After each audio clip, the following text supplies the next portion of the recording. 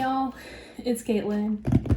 Oh my god, I'm so excited. So, you may have seen on Instagram at the very tail end of last month that I got my super not another crap kit from Nerdy Crafter. So Nerdy Crafter is a YouTube Jackie. She is awesome. Many of you know I do resin crafting and some polymer clay crafting. What you may not know is that Jackie's where I learned all that from. I had no idea what resin was until I started following her. So she inspired me quite a bit to, do all the crafts that you've seen me do on this channel, and plus many, many more. She made a not another crap kit last year. I wasn't able to get it due to financial reasons. This year, however, I got it. So I cannot wait. I'm not gonna go over every single thing in here. Oh, I forgot the booklet.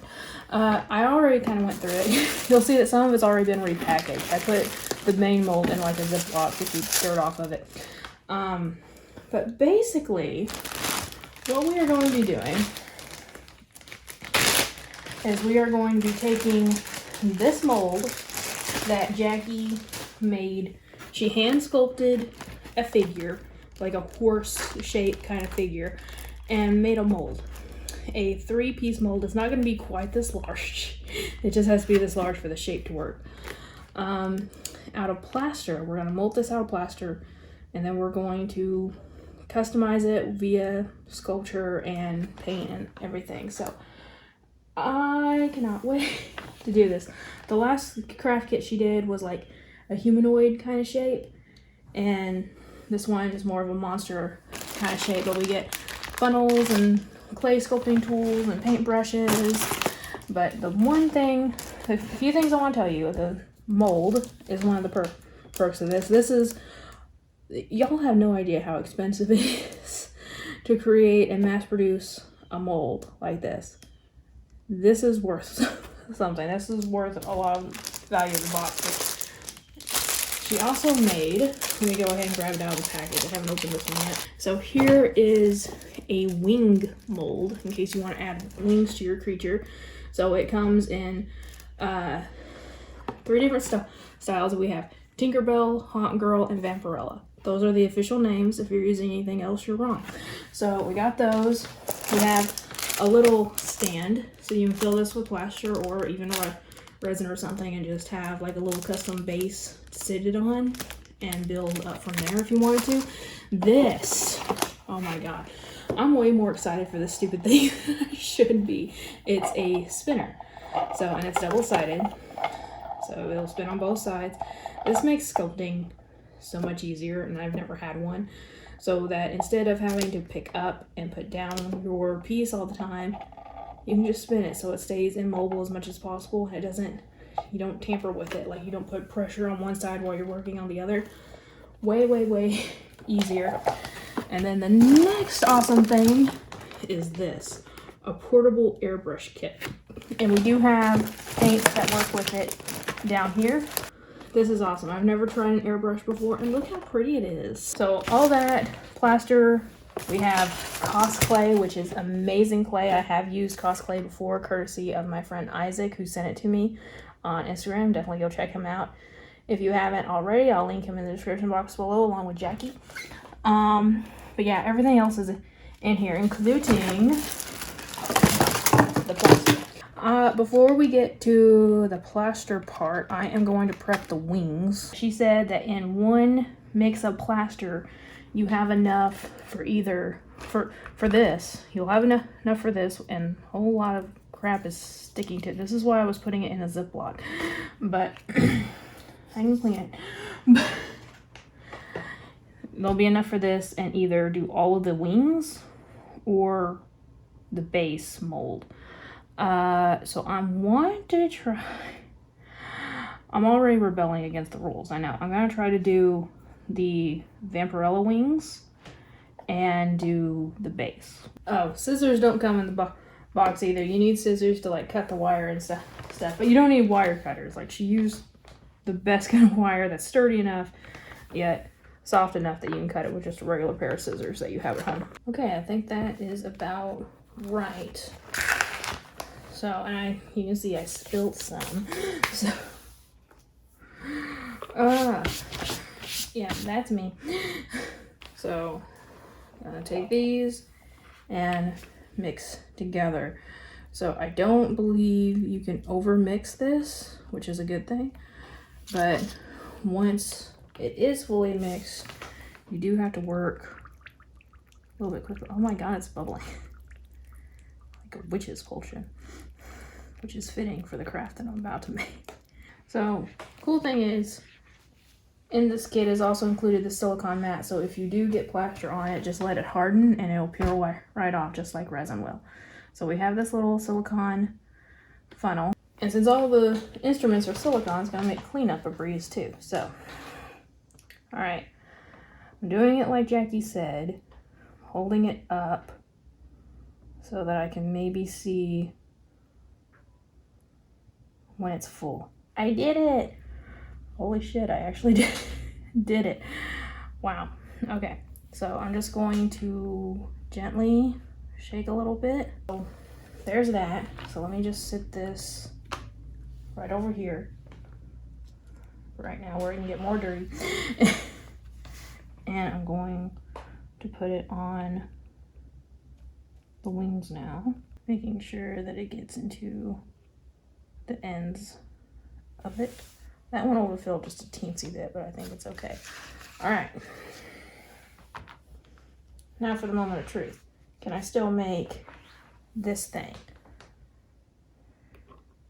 Whoa, shit. I think so. I think we see one little clump, but I can get that out. Yeah, that'll work. Okay, cool. Okay, guys, off camera, I demolded everything, so the wings look awesome. It needs a little bit of sanding here and there, but overall they look pretty good. The base looks good, and I've determined what I think is the most gonna be the biggest challenge of that, and that is to resist the urge to just snap this thing in half. Because when I was cleaning up like the tools and stuff and getting the plaster off of it, the sound it made was very ASMR-y. Now I'm tempted. But anyways, but here is our little guy. So it didn't get filled up completely. Like, you can definitely see the holes where you're supposed to put like your ears or horns in is there. But yeah, I should have filled it up just a little bit more, but it's cool, I think, because I was planning on putting a hat on the creature anyway, so we should be good. So here's the scary part. Demolding the rest of this. I think she said the back one was going to be the easiest. Ooh. And are you kidding me? I already snapped a leg off. Are you freaking kidding? This thing is so fragile, guys. I got that off. She said this was supposed to be the harder part to get off, but it was this one.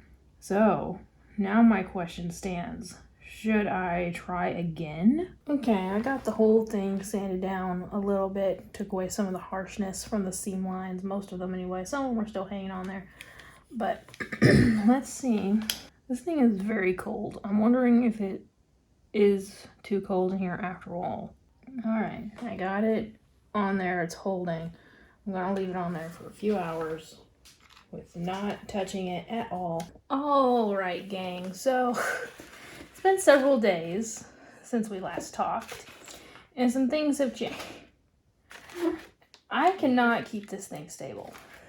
I cannot, and I think it has to do with my work surface. If you guys can tell, I have this plastic sheet over this dining table, and it's pretty wrinkly. I tried to smooth it out, and I think that's the issue. But I was actually filming, and I was trying to show off some stuff, and it just kept falling. So here's the thing, what happened. So I tried to attach the wings, and it didn't work. If you guys can't tell, this is a different horse. This is a different creature. So this is the first one. The leg fell off again. I did go ahead and repair it, but as I was waiting for that glue to dry, I just went ahead and sculpted another, or poured another one. And this one did turn out better. A lot less air pockets and stuff, but if you can tell, it's actually broken in 3 places. Here, here, and here. This one did when I took it out of the mold again. That's on me. These other 2 happened yesterday when I was trying to film, and I just put my hand on the table wrong and it fell. But that's on me for having such a bad workstation. If I took it into my art room, it'd be better. But I can't film like I like in my art room, unfortunately. But yeah, so I did get the wings on off camera. When it fell again, it did chip this wing just a little bit, just here and here.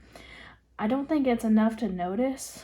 And honestly, for the kind of creepy, cutesy style I'm going for, I think it still works.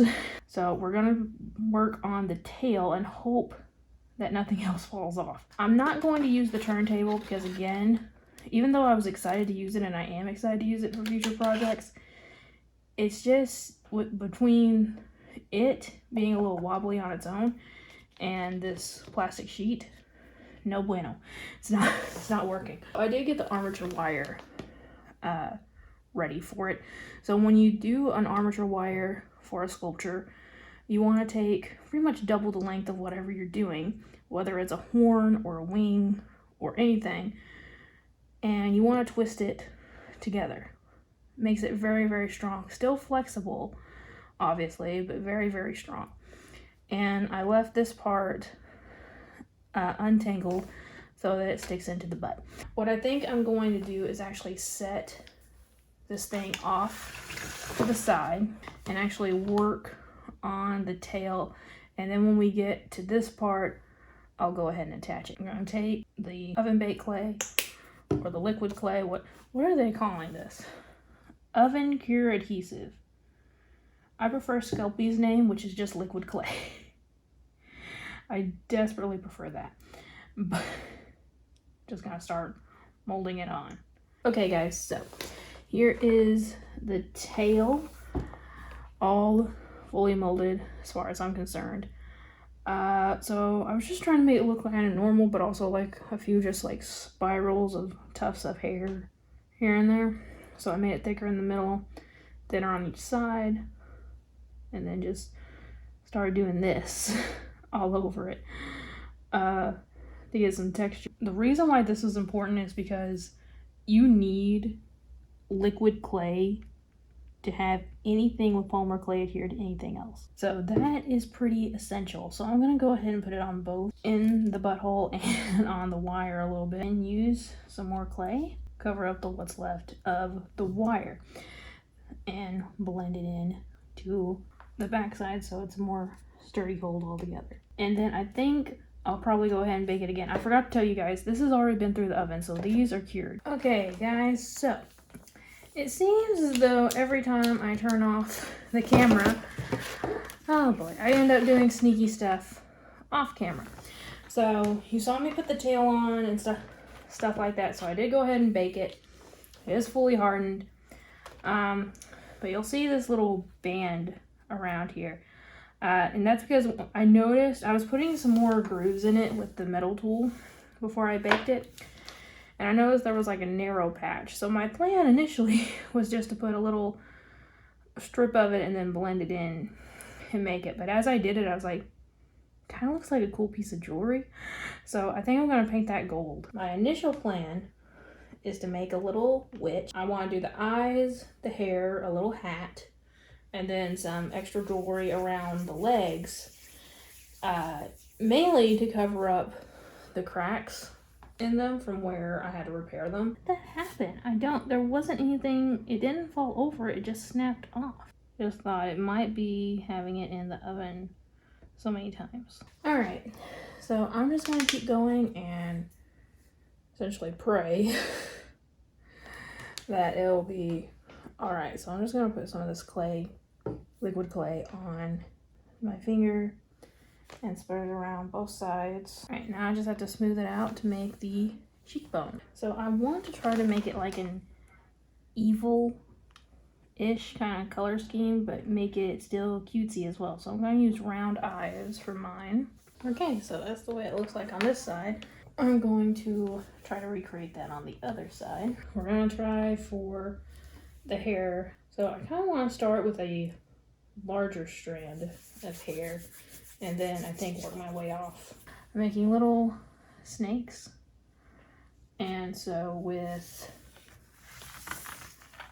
this tool I'm going to make the little strands, tufts of hair, just like I did with the tail. I'm not going to bother blending it in too much to the head because the majority of it is going to be covered up by the hat I plan on sculpting. Alright, so there is the hair. I want to go ahead and make the jewelry bands for it. That way I can stop touching it for a little while after I put those on. Okay, so here is what I have right now. I have a, being very careful with that thing, I have a chunky snake. So I'm going to use the handle of my sharp pointy thing and kind of roll it out.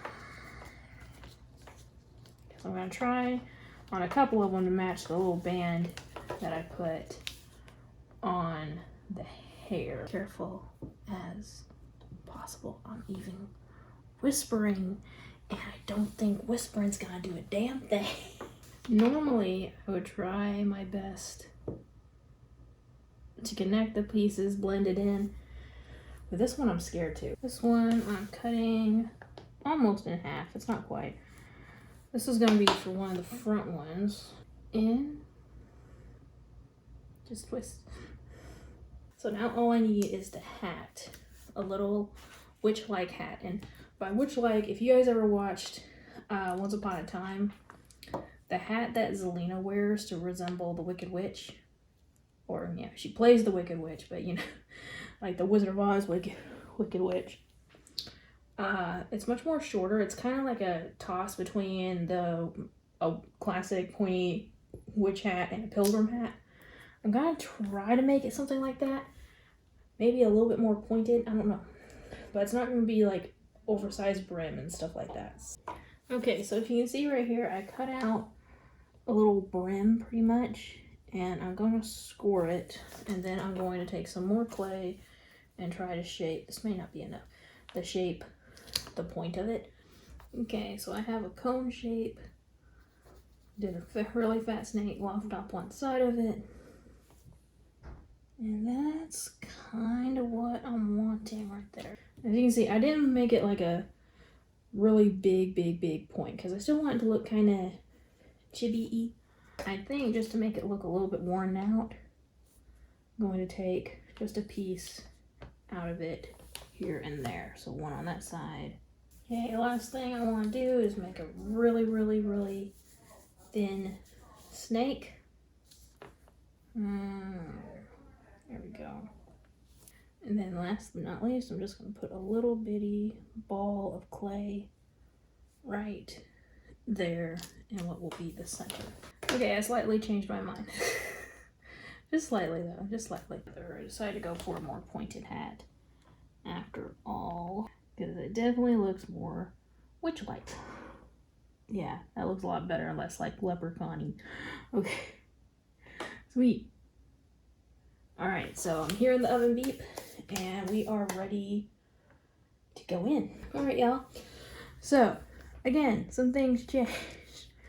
So the braided bracelet fell off in the oven, unfortunately.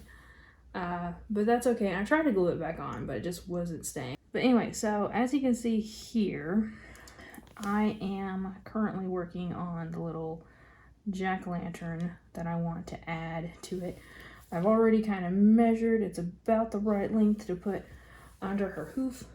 So, already got the round part. Here's the stem. I'm just gonna pretty much dip it into the liquid clay.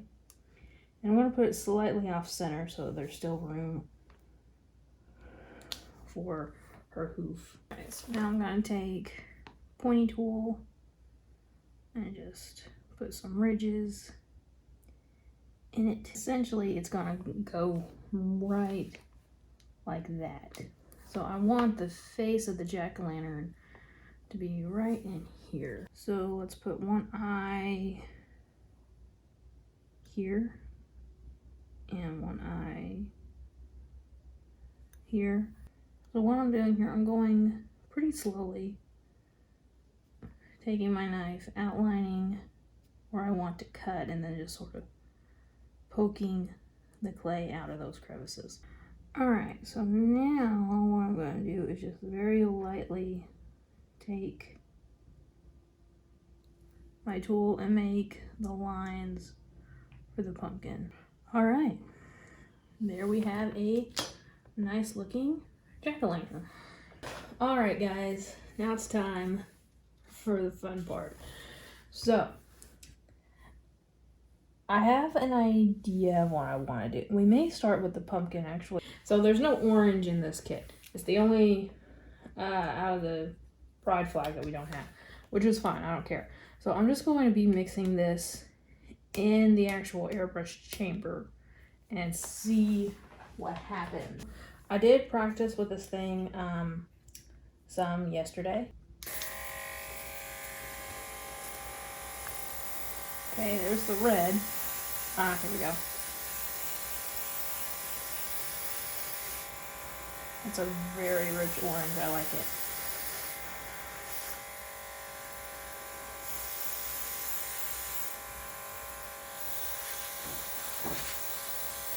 I think I have it too close.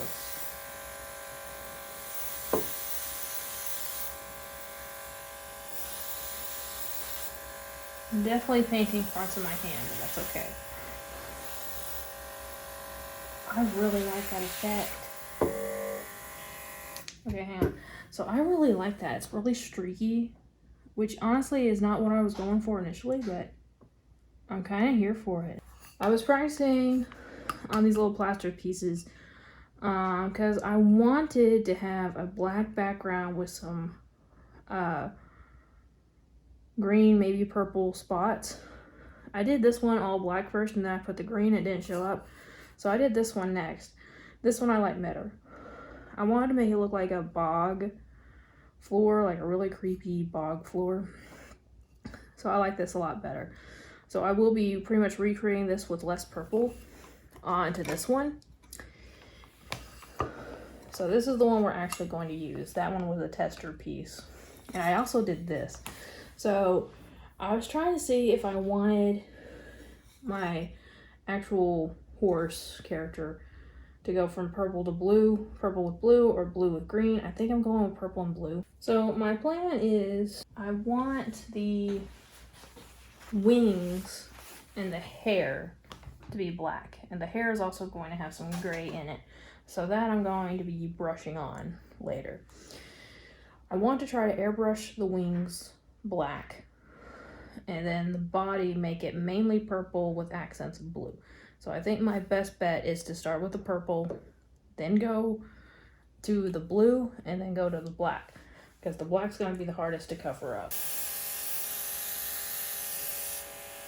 Alright, so it's definitely way more splotchy. So that honestly came out close to what I was wanting to, except for the splotchiness. I wanted to be very dark on both colors, which is why I did the purple all the way throughout. I didn't leave any of it white before I started putting the blue on. So that part kind of worked out the way I was wanting it to. Definitely my problem is that I'm too close to it. 1000% that's the problem with the splotchiness that I'm getting. So that is just going to be me having to do more practice with this thing until I get it right.